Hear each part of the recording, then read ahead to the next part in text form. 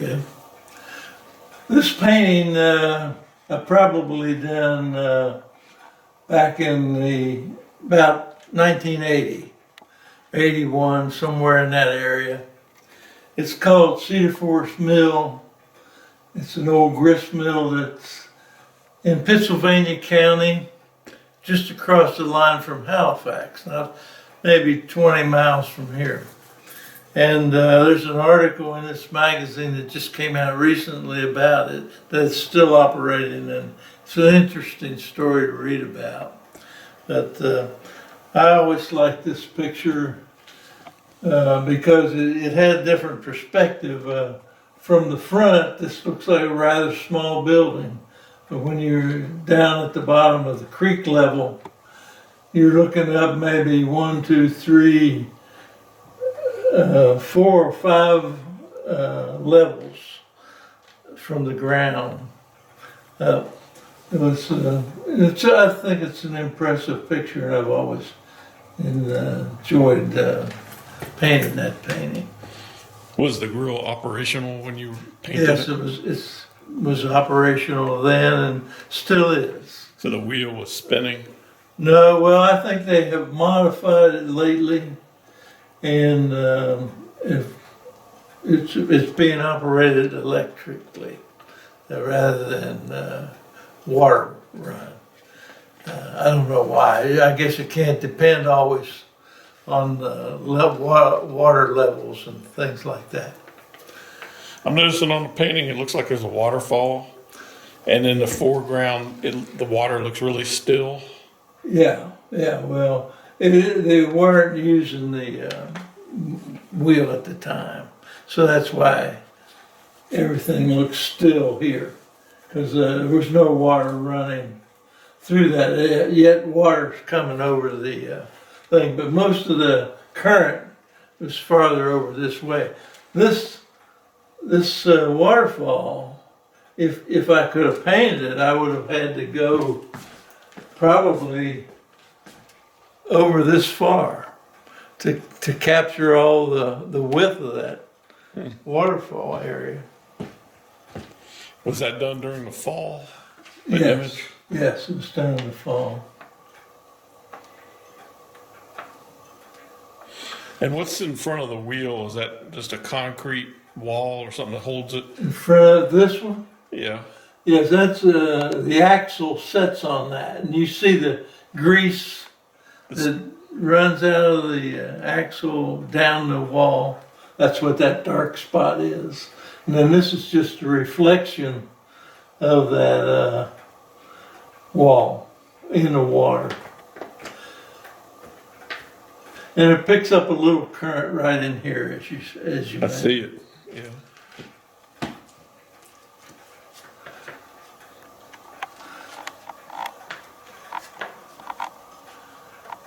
And that's watercolors? That's all watercolor, yes. And you said there's an article in the magazine there about it? This article comes out in this local magazine. It's called Cedar Forest Mills, and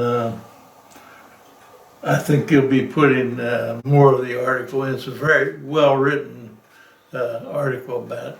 And the water for this comes out of a river called the Roanoke River, and the creek it runs into is called Straight Rock Creek, and the highway that this place is on is named Straight Rock. Mm-hmm. And the writer explained that sometimes you hear names like that, it goes to check it out. They actually were kayaking down the Roanoke River and saw these straight rocks at the entrance of the creek as it entered the river.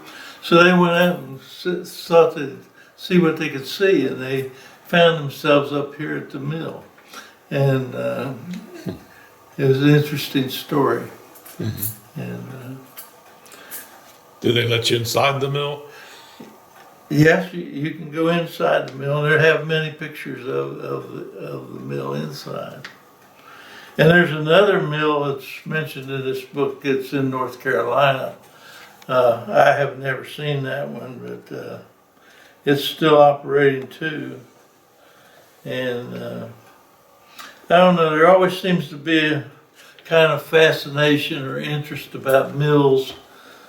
And I guess they're just so much part of the community back in the day that they were a needed thing for the farmers to turn their wheat and barley and different things into flour and things that could become useful or to make feed for their animals and things.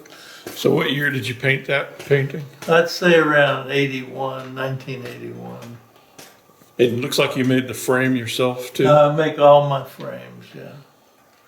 And the frame is made out of pine, barn siding. It's some kind of, yeah, that is barn siding, exactly. And that's usually what I use because I can find a ready supply of that in this area. And it's a funny thing, when I first started painting at all, I lived in Ohio. And I started painting on old shingles from barns that were from Kentucky that my father-in-law gave me. And they were real weathered and everything, and they were oak. And I began painting pictures of fruit and different things like vegetables and things, and I was giving them away or selling them for a little modest money.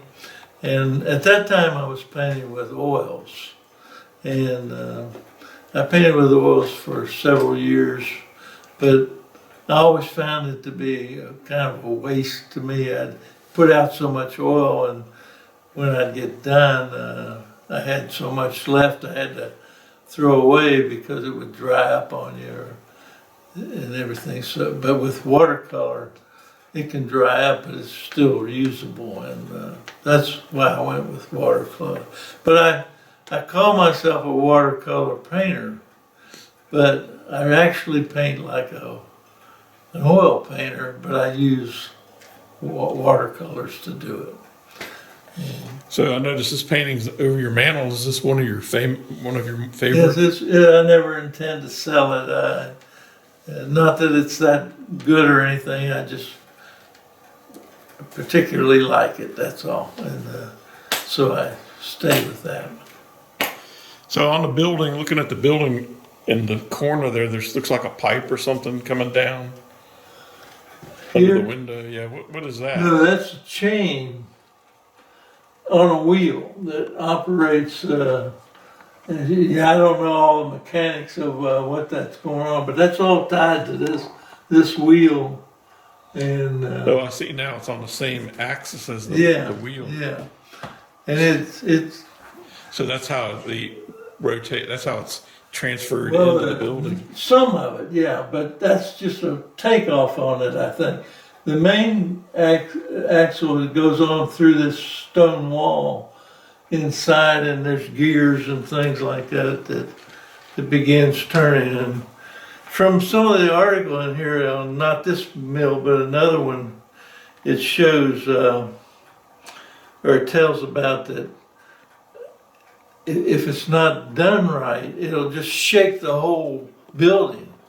When the wheel gets going and all the gears, and maybe there's a little unbalance, it'll shake the building apart. And I've noticed in the pictures in here, there are all kinds of supports and things inside the building to reinforce the walls and everything. So it must be a common problem with the mills. So inside the mill, like in the basement, there's a huge stone that rotates. Well, there's stones, several stones they use that rotate to grind the mill.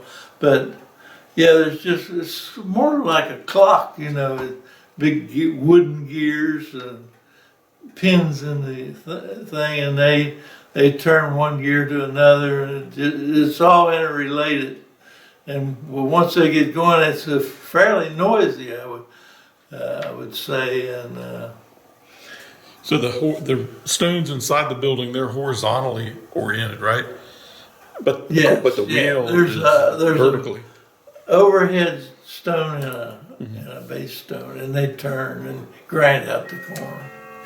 So somehow they convert that rotation 90 degrees to rotate the stone somehow with a pinion gear or something like that. That's why I kind of relate it like a clock. It's interrelated gears to where, and belt driven and all kind of big belts that are running it.